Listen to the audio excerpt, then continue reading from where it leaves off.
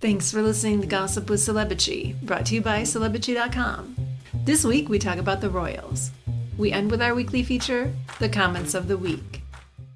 The stories, photos, and tweets we talk about can be found at Celebrity.com/podcast under episode 158. Hi, I'm Katie, the founder and editor of Celebrity.com, and I write as Celebrity. And I'm Chandra, I'm the head writer for Celebrity, and I write as Kaiser. So we should have another episode out next week, and then we'll be off the week after that. Okay. Yeah. So I've been watching a show on HBO Max called Los Espookys. It's in Spanish mostly, and it's got 2 seasons. I'm still in the first season. It's about like this team of 20-something kids who stage supernatural events to get money, you know, and it's got Fred Armisen in it and then a couple other people I haven't seen before. It's so silly. I love it. It's ridiculous. It reminds me of What We Do in the Shadows a little bit. I was going to say, I told you on the previous podcast that this season of What We Do in the Shadows was actually really good. Okay. The finale just happened, I guess, last week, maybe. They did such a cool thing, like a cool story arc this past season. Like, I understand why people kind of fell out of watching it the previous season, but this season was great. Okay, I'll give it another chance. It's always, like, good for a laugh. Yeah, this one had some heart. The only thing I didn't like, the only person I didn't like was that Kristen Shaw. She kills every show she's in. Oh my gosh. So we had that thread on Twitter, like what celebrity kills every show. And I swear to you, I almost tweeted Kristen Shaw. Like when Tina Fey added her to 30 Rock, it was the worst part of the show. And like her scenes were the worst. And it's the same thing with What We Do in the Shadows. She's so annoying and her voice is terrible too. Ugh. But yeah, that was like the only show I've really been watching, and just I've been so focused on the US Open and the American hardcourt tennis. I do want to like give a shout out to Coco Gauff. Like her performance this summer was amazing. She went on this crazy win streak. She won 3 big titles, including the US Open. She's only 19 years old. It's just such a joyful moment for like women's tennis and American women athletes. It's just great. It's a great story. So she has a lot of career ahead of her. Yeah, and she has so much personality.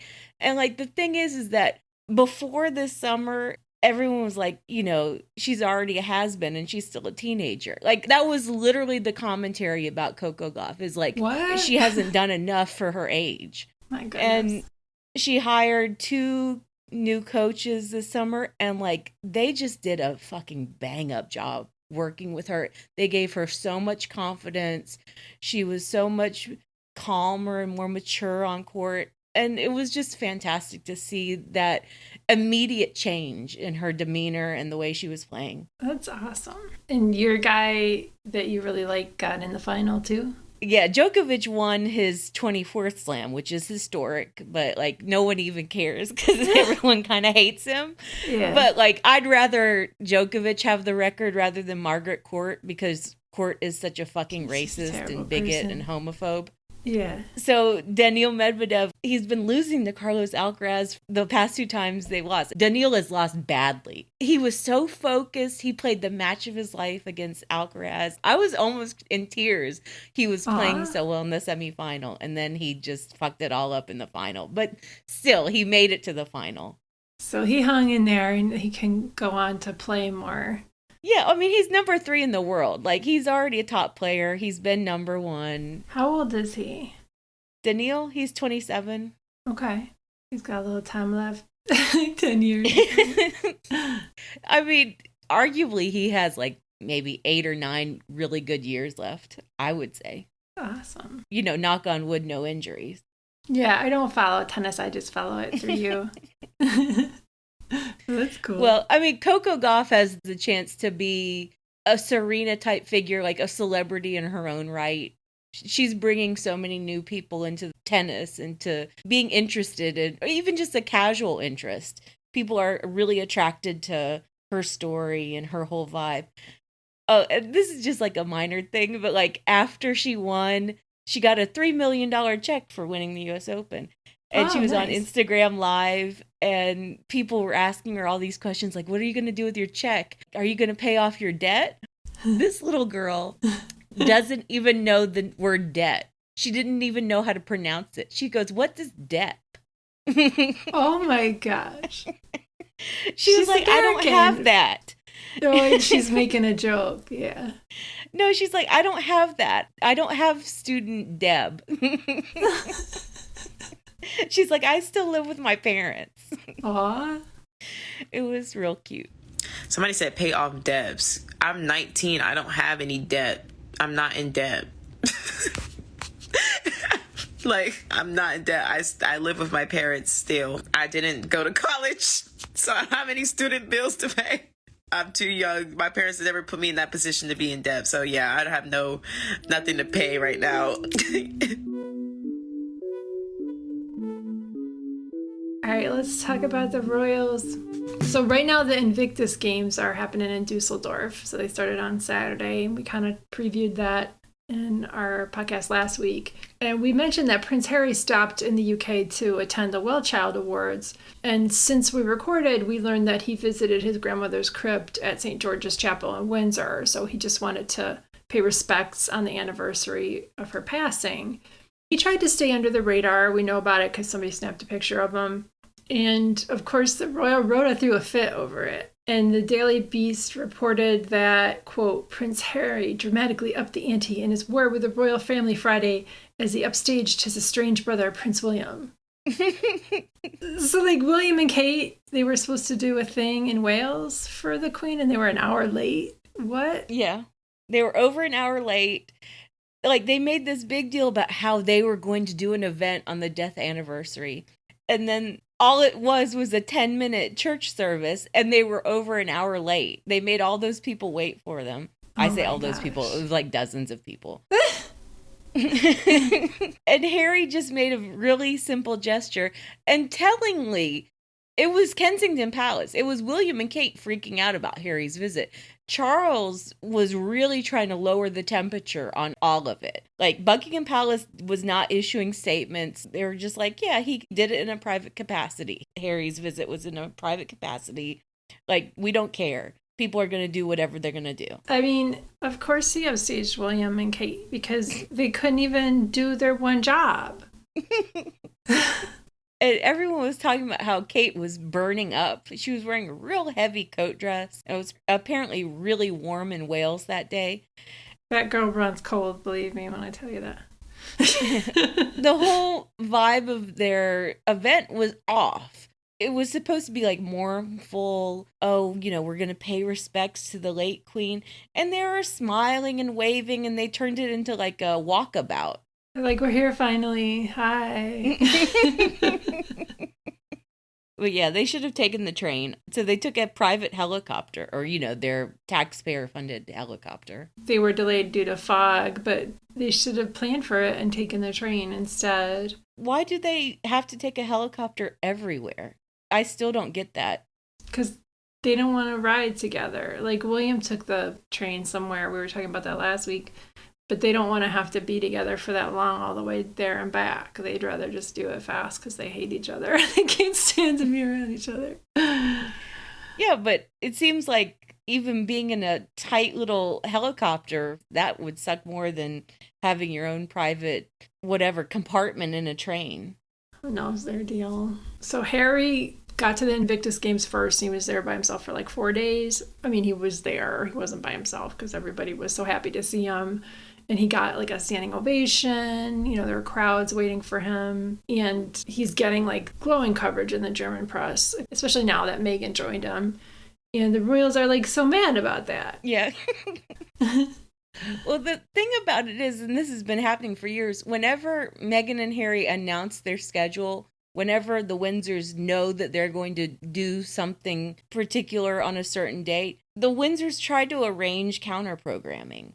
And it's really obvious, and it's especially tacky when it's the Invictus Games. It is. So Will and Kate were on Mike Tyndall's rugby podcast along with their aunt, Anne. And again, the reporting was that, well, Will and Kate torpedoed Harry's launch of the Invictus Games with the release of a podcast featuring them and Princess Anne. Like, that was in the Daily Beast as well. Nobody's paying attention to them. They're like, pay attention to us. And then they say, oh, look, everybody paid attention to us when it didn't happen at all. I mean, the podcast thing got attention. It got headlines, but it didn't torpedo the launch of the Invictus Games. It didn't change the fact that Harry got wall-to-wall great coverage. They can't just do something for the sake of doing it. And it's always with Harry and Meghan in mind. Because they also went to the World Rugby Cup in France over the weekend. And Kate's look was straight out of Meghan's lookbook, like from her hair to her outfit to everything. She wore a white suit and she had her hair done just like Meghan. I mean, she's done that multiple times before, but it just seemed especially unhinged. It was especially unhinged because she copied Meghan's look from the Hague Invictus Games, the first opening ceremony day of the Hague Invictus Games last year. Kate wore that exact same Meghan look for the opening of the Dusseldorf Games, only she was in France. So lame. So lame.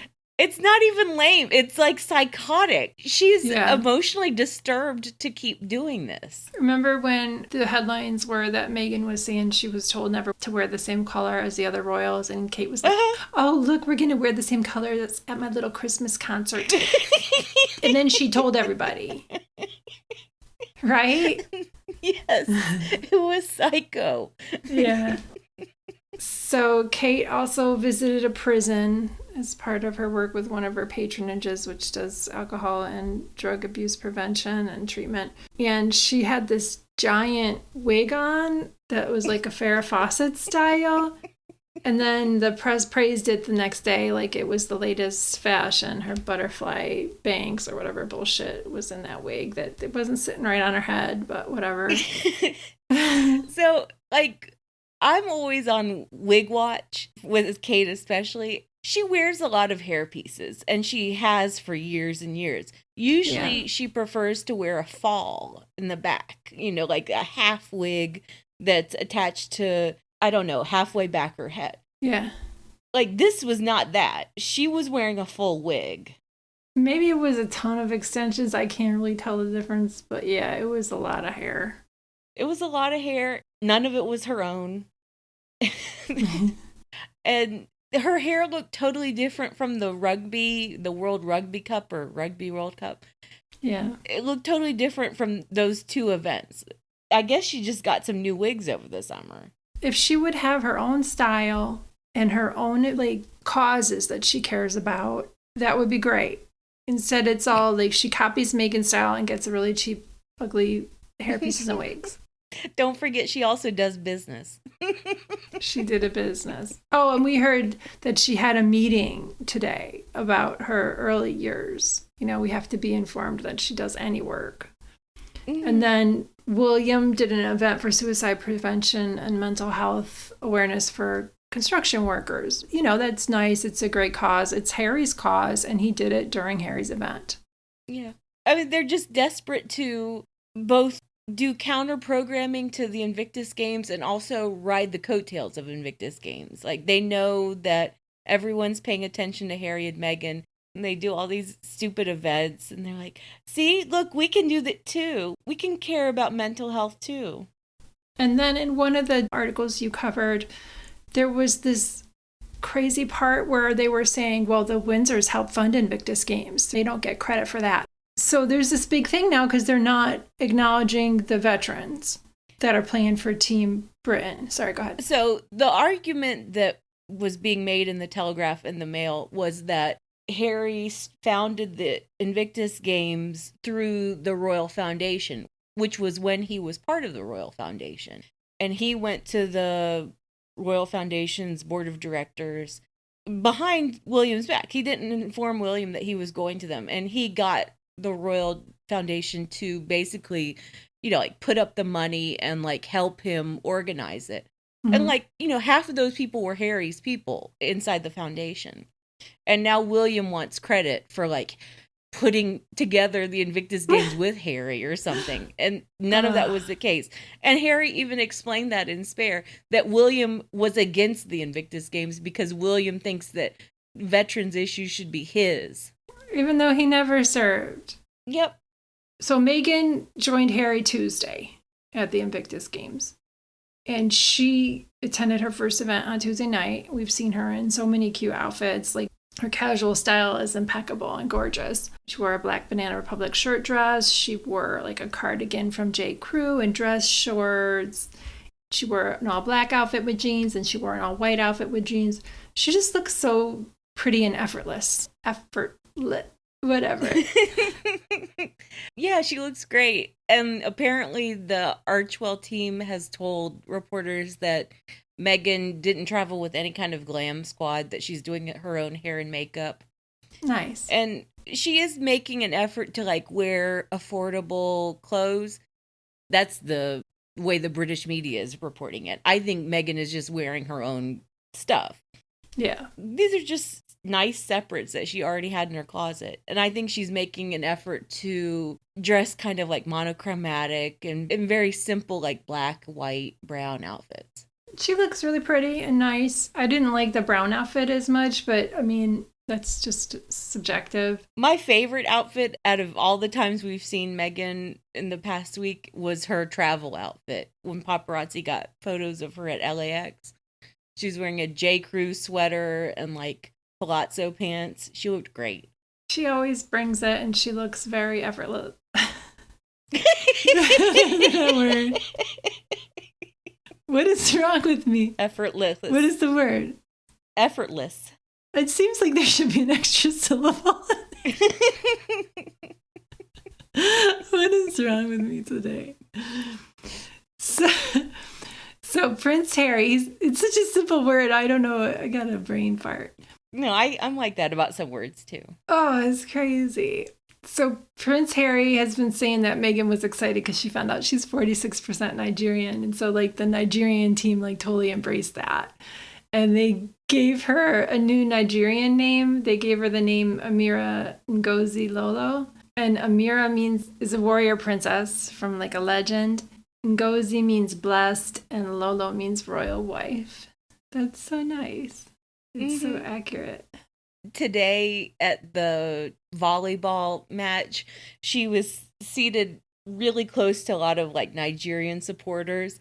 And everyone on Twitter is like, those Nigerian aunties are going to take her home with them. There were so many selfies they took with her. I was looking through the pictures we have. They were adorable. And Harry was even like trying to hold on to Meghan because like the aunties were going to get her. They wanted to hug her and kiss her and like take her home. Everybody loves her. She's just got a warm way about her. And just all of the veterans, all of the Invictus veterans, they are so jazzed to see both of them. They're so super popular within that community. I think all of those men and women, they just love the star power that Harry and Meghan bring. And this is such an important event, and it really brings sports to people who need it the most, to veterans who need it the most in the community. We saw that in the Heart of Invictus doc. It brings community to people who even... I was going to say people who don't deserve it because I was thinking of that Canadian guy, but I can't focus on him. But Tara, the Ukrainian woman, she's there. She's competing. And she was holding Meghan's hand. That was so cute. It was really cute. And there were other photos of her hugging Harry. She seems like a fan favorite wherever she goes. And there was even a video of her talking, I think maybe on the Invictus Twitter, there was a video where she was talking about how moved she was to finally be there after missing it last year because she was imprisoned by Russians and being tortured. Oh my gosh. Send that to me. I'll link it in the post for this podcast. So as this is happening, the royals haven't been bothered to even retweet anything from the Invictus Games Twitter to wish them well, to wish Team England well. They've done nothing. Yeah, it's insane. So every country has sent representatives even Britain. Like, I saw that, like, the British defense minister or somebody like that. Okay. He's there and he's doing meetings alongside, like, you know, his counterparts who are also there at the games.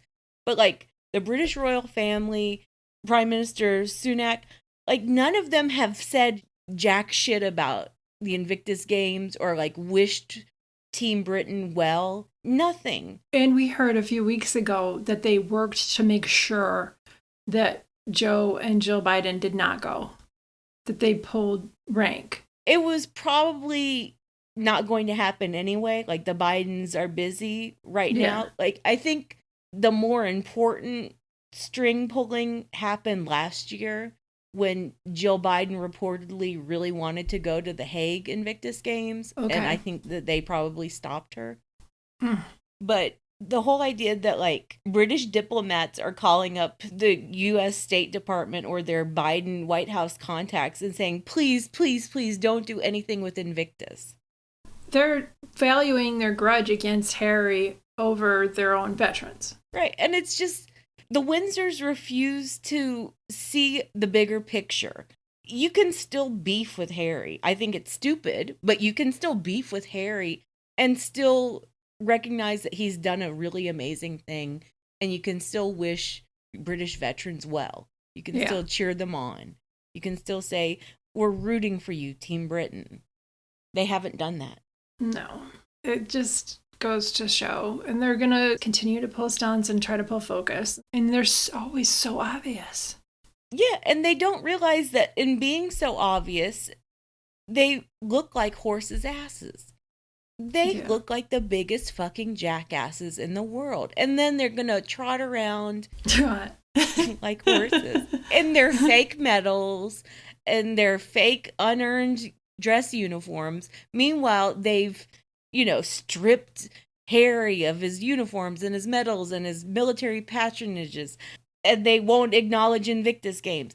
Like, holy shit, real veterans are watching what you're doing. Yeah. And they know who the real veteran is in the royal family. Yeah. Around the world, people know. And they also see what they did to Meghan. Yeah. Well, I will never forget during the Queen's funeral, the American coverage of the whole issue about Harry wasn't allowed to wear a military uniform to, like, the funeral or any of the funeral things. Whenever they had a British royal commentator on, like, MSNBC or CNN trying to pull that shit about, like, oh, well, those are the rules. And, but, like, the American anchors would always be like, but isn't he a veteran? But doesn't he have the right to do this and this? Yeah, exactly. The world sees them, and they know who they are now.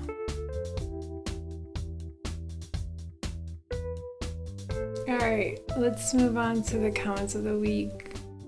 All right, well, my comment of the week, they sort of partially quoted me, which I enjoy when people do that. So it was in one of the many posts I did about Kate's crazy wig. And GirlNinja quoted me and said, but the two wigs are definitely kissing cousins, much like QE2 and Prince Philip. And she said, ma'am, please. Yeah, that was a great line. I was laughing when you wrote that. Then she wrote, this wig is reminiscent of David Cassidy's hairstyle back in the day. Does this woman not have a mirror? She just looks so shabby. And it's true. It is a David Cassidy kind of hairstyle. Yeah, it's very dated and fluffy and... Yeah. I mean, if she has thinning hair, you know, use extensions, but be a little more judicious with them. You know, you don't have to have that giant weave. Well, a lot of famous women wear hair pieces or extensions or whatever, but they get real hairstylists to, like, make it look natural. Kate just plops those wigs on top of her head. And they don't style them. And she doesn't blend them. Yeah. She doesn't even get them in the same color. It looks so bad. Oh, man. All right. My comment of the week is on Karina's story about how the FDA announced that phenylephrine is not effective. It's from Indica, and she said, I gave up on this stuff years ago. It just doesn't work. If I get a nasty sinus headache, original Sudafed is the only thing that works for me. That's what I use too. I get the Sudafed from the back and give them my license. I've never liked that phenylephrine or whatever, however you pronounce it, because it just makes me feel tired. So what is that in? It's in the Sudafed that you can get that's not behind the counter. It's in that. It's in like some kind of NyQuil. Because I just take Sudafed, like just the regular over-the-counter Sudafed whenever my seasonal allergies act up or, anything like that. And it usually works for me. Maybe it's just psychological. You take Sudafed PE. So that's Sudafed PE with phenylephrine. Oh. From over the counter, that's what you get. I take this red Sudafed with the pseudoephedrine, which is used to make meth. So you have to get it from the pharmacy. But they just let you get it with your license. Whatever Sudafed I'm taking, it works for me. So I'll just keep taking it. Okay, keep taking it then. Yeah, they say it breaks down before it reaches, but it might work somewhat for some people. And we had a Canadian pharmacist who said that she's been telling patients not to use it like since 2009. I gave that story to Karina because I know that she takes a lot of medication for her allergies. She did. She said, I always knew it didn't work. So. All right. Well, thanks for listening, bitches. Thanks, bitches. Thank you for listening to the Celebrity Podcast. Please rate, review, and subscribe wherever you listen. If you like us, please turn off your ad blocker when you visit our site. You can text us or leave a voicemail at 434-218-3219. Our music is from AA Alto, Maiden, and via Premium Beat and Sound of Picture. Thanks again.